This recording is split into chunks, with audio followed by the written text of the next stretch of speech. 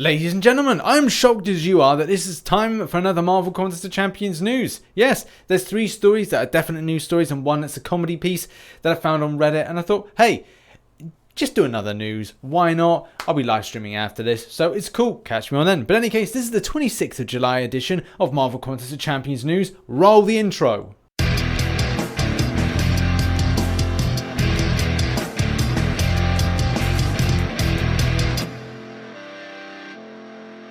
And the reason that you're probably wondering why I'm doing this is that we've got a 19.0 update. We've also got issues with Goldpool Arena, as well as, you know, some other stuff that needs to be covered. So without further ado, and without going into too much detail about what we're going to cover, let's jump into these stories. Our first story begins in the forum, and this is all to do with the Goldpool Arena. So when it went live, people were wondering, why the hell aren't I able to get into this? Where is my Goldpool ticket? Where's my gold members ticket? Where is...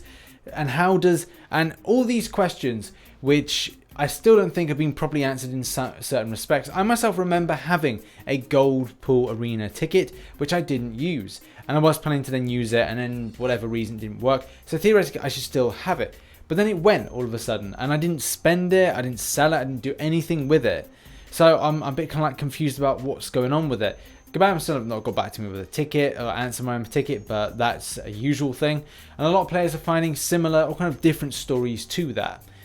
The main thing to really say is that yes, try and raise a ticket and get an answer that way. I'd probably say as well, if you go into the forum, you'll probably just get a Kabam member staff going, send a ticket. That seems to be the usual thing. But if you're finding issues getting in, reboot the game and you may be able to get in and find that you're able to do the Goldpool Arena. But I'm sure that a lot of people are going to be left disappointed with the clarification on the side of things of, am I able to get in there? Am I allowed to get in there? What is the deal? Hopefully we can get an answer to some of these questions. If not, raise a ticket. Unfortunately, because I don't think they'll re-roll the arena again, you may be really out of luck with getting any further chance of getting Goldpool. Next up is the barcode name Debacle. So if you don't know what this is, I can't remember if I covered this last time on Marvel Contest of Champions news. I maybe didn't, but I think someone sent me an image, or I found these guys by chance. Basically, it's an alliance, like really kind of super alliance with kind of barcode-like names, and it was really confusing to gain like, who are they? And because everyone nowadays has a blade, yeah, I know, this is the state of affairs.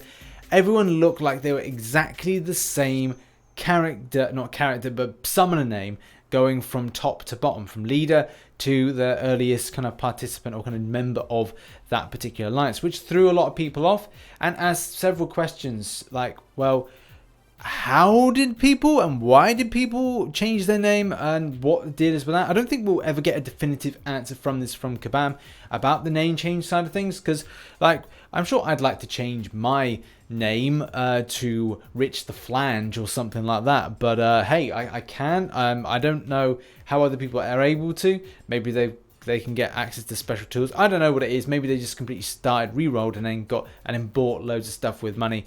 Whatever the reasons for it, like I said, I don't think we're ever going to get the true answer to that. Maybe you've got to ask Kabam nicely in order to get your name changed. But either way, they did that. It didn't feel like there was a competitive light to the games, because essentially you're playing guesswork. So you're kind of going, oh, is that the person there with that particular champion? Oh, we've got to watch out for that. Oh, that means that that champion's placed on that node because it's that person. So from a competitive aspect of doing Alliance War Seasons, you weren't able to do a bit of research into the 4 popular or 4 top rated champions maybe they had. So yeah, I do see that side of things. Very clever. Some people may say that that is not adding competitive edge to it, and that's just, hey, just a thing. But we've covered this before about like, I think it comes to a point with anything with Alliance Wars and Alliance War Seasons, the more minute thing that's going to give you the technical edge is going to be seen in a negative light. I mean, the same thing happens in sports. Like if in Formula 1, if a car has a more aerodynamic spoiler, then theoretically, oh, we're really mad because that's given them a competitive edge, and that's why, say, Mercedes is finishing on top a lot of the time. The same thing with at the Winter Olympics, British teams were wearing a special type of suit, which meant, or a special kind of lycra, which meant they were more aerodynamic when they were running, or they were in doing a skeleton bob, and it felt like they were people in other countries thought that they were then cheating because that gave them a competitive edge.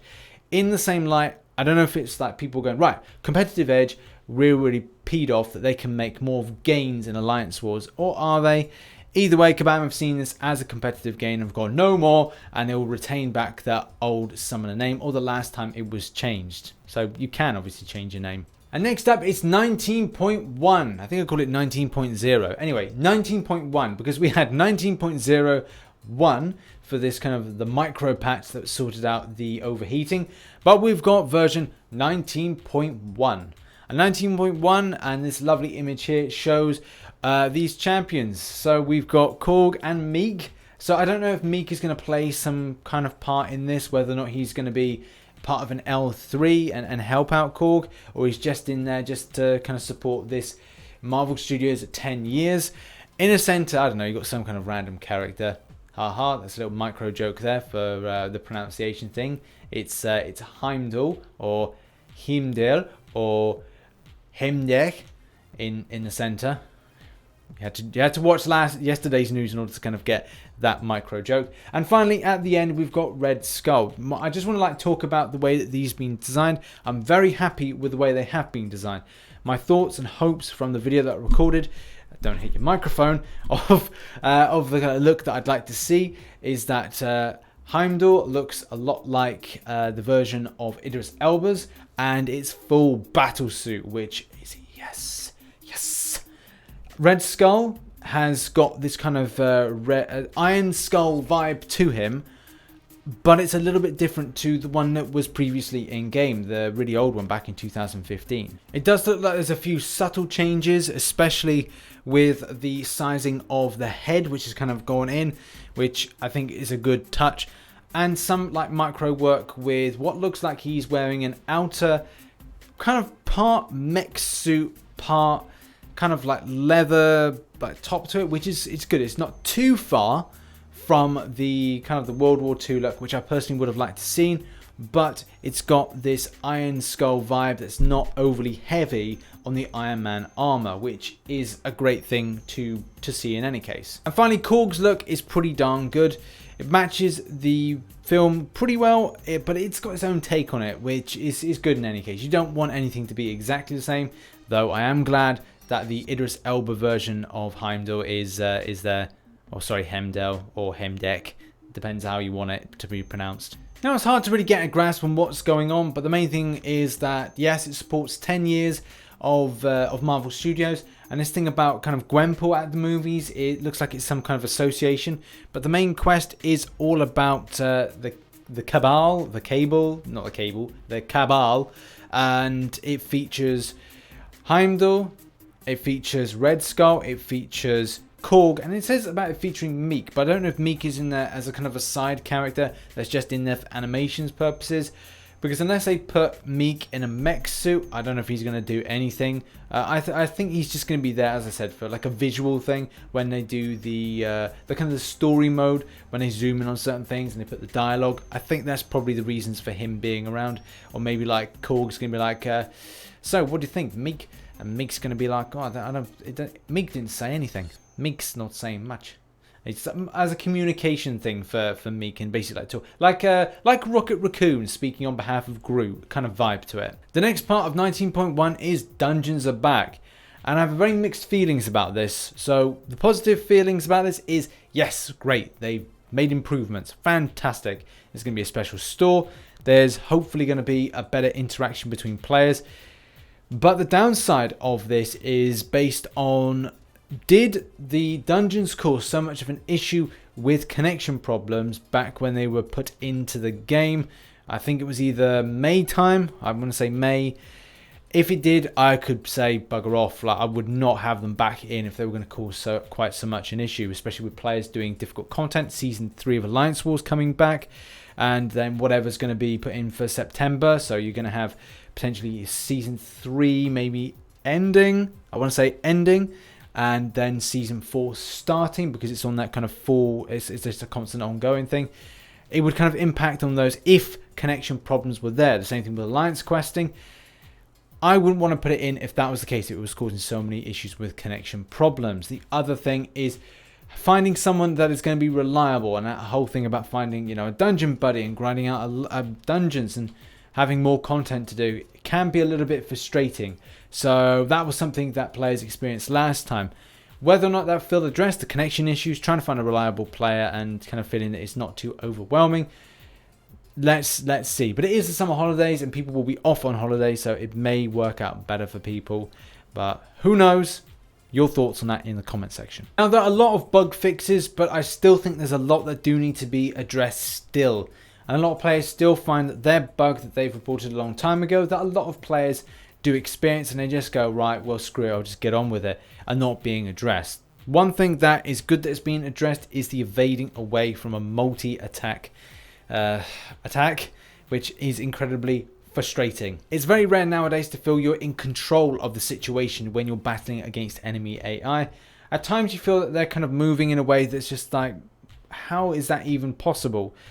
And it could largely depend on a lot of factors, like how close you're away from the Wi-Fi, have you cleaned your screen recently, is your device getting a little bit old, hot, have you rebooted the device in a while? Lots of different factors too that. Make sure you try those out first if you're then thinking about it. And I'm still finding that from time to time, but I don't know if it's because this update, actually several updates from the last few months, have just not been good enough to connect properly, to give us steady gameplay. It hasn't been good at all. So I say this each month in each update. I hope that next month, or this new update, the 19.1, which is released next week, will be good for the player base. And finally, I just want to leave you with this. This caught my eye and I found it just so incredibly fun. It's like, it's funny, but also at the same time it's really cute, and everyone said it's really cute. So this is a post by the DK Experience, and it just says, I've been playing Marvel Contest of Champions for a few months, pretty successfully with 902 wins and an 89% win rate. But I simply cannot understand one thing. Why do so many people just hold block and only use the special moves? For example, I just faced a guy with like 5,000 career wins and a 93% win rate. I beat the doors off him and almost perfect win. All he did was block, then die. At this point, I'm not sure if I'm more confused about the blocking or how someone who does that can have a 90% or more winning percentage. Please help me understand what's going on here.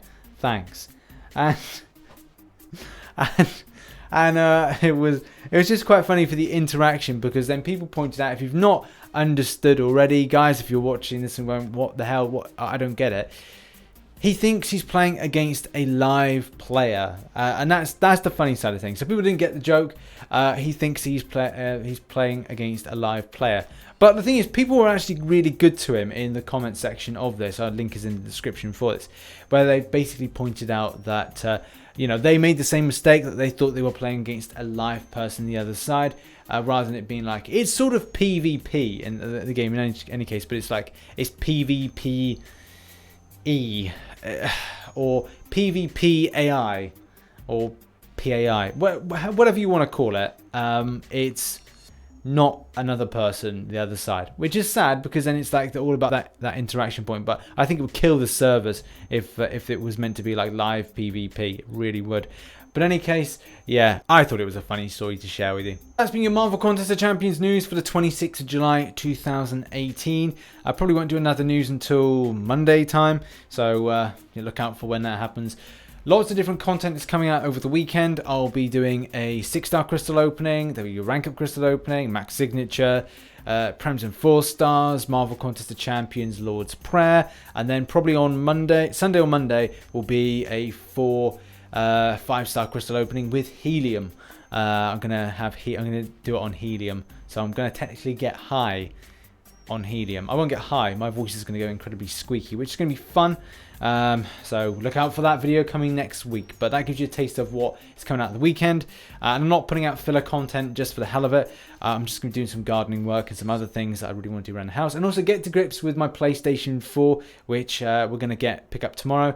And then look to buy games. And also try and work out how I want to edit the videos and how I want to record them, because I'll be recording them from the couch downstairs. So, yep, look out for all that stuff coming soon. Thank you very much. Oh, and there's going to be, I'm going to do a Marvel Contest of Champions news t-shirt, an MCN t-shirt. So watch out for some merch as well dropping on our channel. Lots of things to announce. But in any case, thanks very much for watching this video. Make sure you like, subscribe, and share this with a friend who likes Marvel Contest of Champions. I've been RichTheMan, and as always, I shall catch you on the flip side. Bye-bye for now.